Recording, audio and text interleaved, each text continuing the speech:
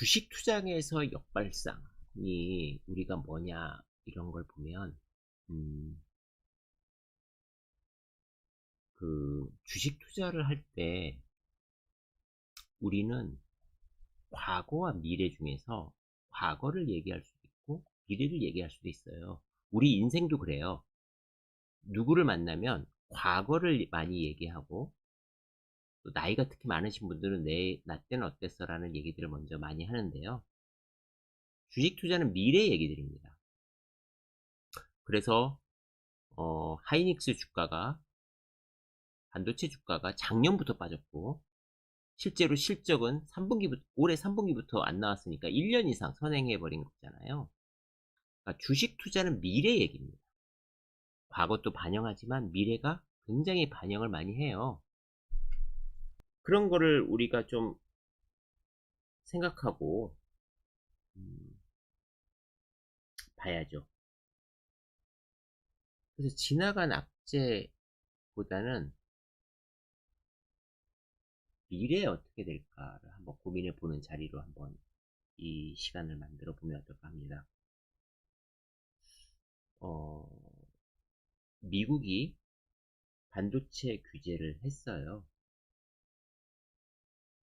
음, D램 메모리 같은 경우에는 18나노 이하 장비, 그리고 낸드 플래시는 128단 이상을 쌀 수 있는 장비, 그리고 파운드리는 14나노 이하를 만들 수 있는 장비는 수출을 금지하는 거죠.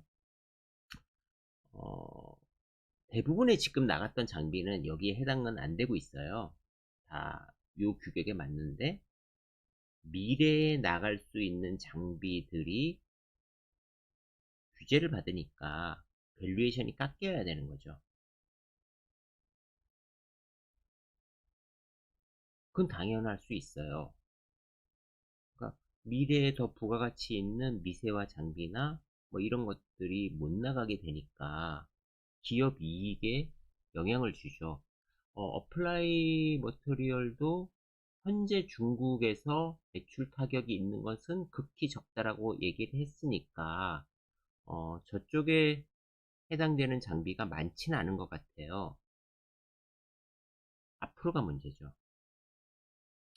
즉 중국은 미세화하는 게 어렵다는 거고 결국 그 얘기는 뭐냐면 좋은 반도체를 만들기가 쉽지 않다. 그러니까 작은 반도체, 저전력 반도체, 그리고 프로세서가 굉장히 빠르게 진행되는 반도체를 만들기가 쉽지 않다.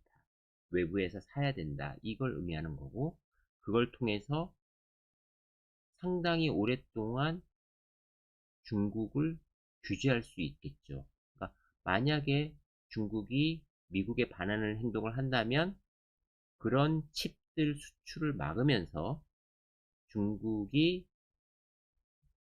뭐 정밀 무기나 항공이나 각종 첨단 산업에 타격을 줄 수 있겠죠. 결국 그러려고 하는 거니까요. 그러면 역으로 생각해 보자고요. 중국은 어떨까요? 중국은 포기할까요? 중국은 미국이 이렇게 우리를 규제하니까 이제는 반도체를 좀 성능이 떨어지는 것만 만들어야겠구나. 그것만 열심히 만들어야겠구나. 그래서 양으로 승부해야겠구나. 뭐 이렇게 할까요?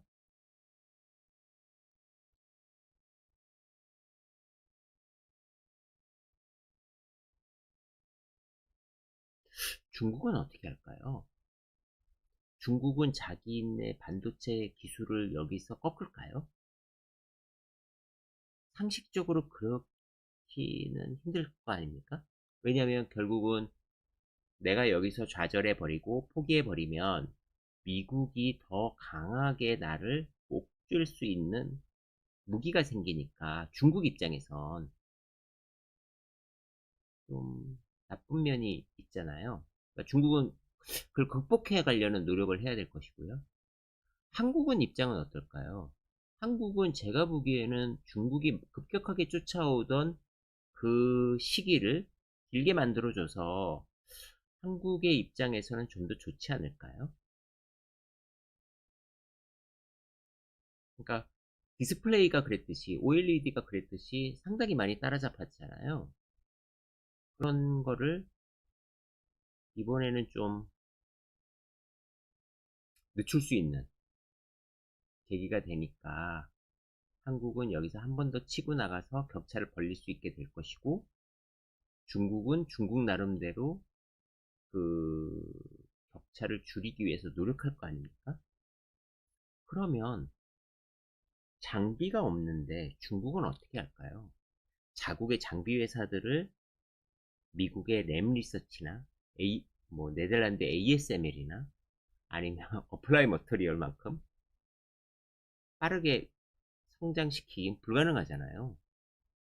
그들의 기술력을 금방 따라잡기도 불가능할 것이고요.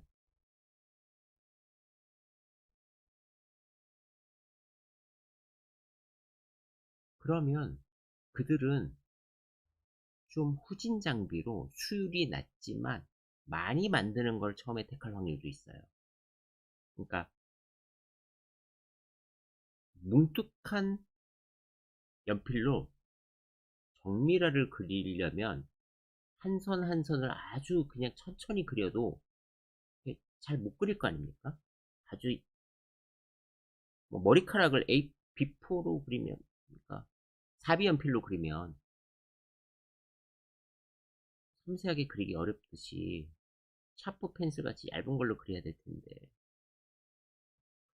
어, 좀 그런 부분들을 좀 고민해 보면 될 것 같아요. 그러니까 중국은 여기서 포기하지 않을 가능성이 되게 높다.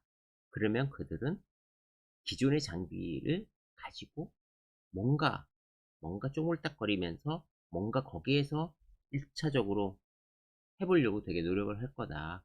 그리고 수율이 굉장히 떨어질 것이다.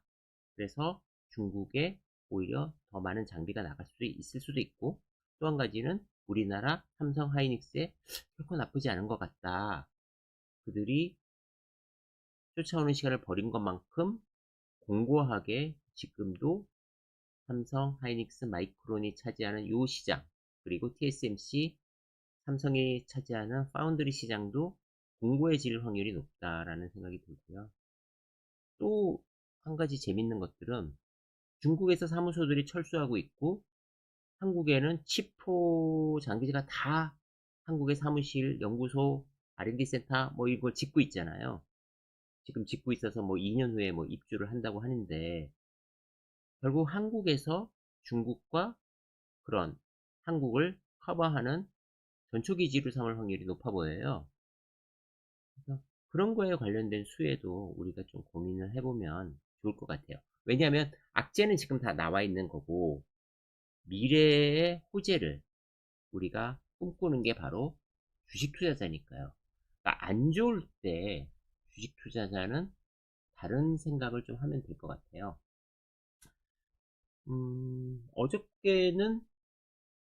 어저께는 필라델피아 반도체 지수가 올랐습니다. 바닥 대비해서 조금 올랐고요. 음, 결국은 아마 모든 투자자들이 이제 호재를 찾고 타이밍을 재고 있을 텐데요. 경기 침체가 얼마나 진행되냐에 따라서 이 반도체 업계도 상당히 그 턴하는 시점이 지연되겠죠. 그러니까 경기 침체가 심해지면 지연 시점이 더 뒤로 가고, 그리고 경기 침체가 연착륙을 한다면 뭐 턴하는 시점은 좀 더 앞에 올 것이고, 그 앞보다 주가는 반도체 주가는 선행하니까 뭐 상당히 선행하니까 어떤 시점들이 오겠죠. 그래서 그런 것들을 잘 보면 좋을 것 같습니다. 제가 보기에는 지금 당장은 아니더라도 반도체 비중이 낮은 분들은 이런 관점에서 중국이 포기할 것이냐, 그리고 한국은 어떻게 될 것이냐, 뭐 그런 관점도 아마 좋은 변화 포인트가 아닌가 그런 생각이 들어요. 그래서 꼭 반도체가 아니더라도 이렇게 악재가 터졌을 때 투자자라면 호재로 한번 생각해보는 관점도 우리가 필요하지 않을까 그런 생각을 하게 되네요.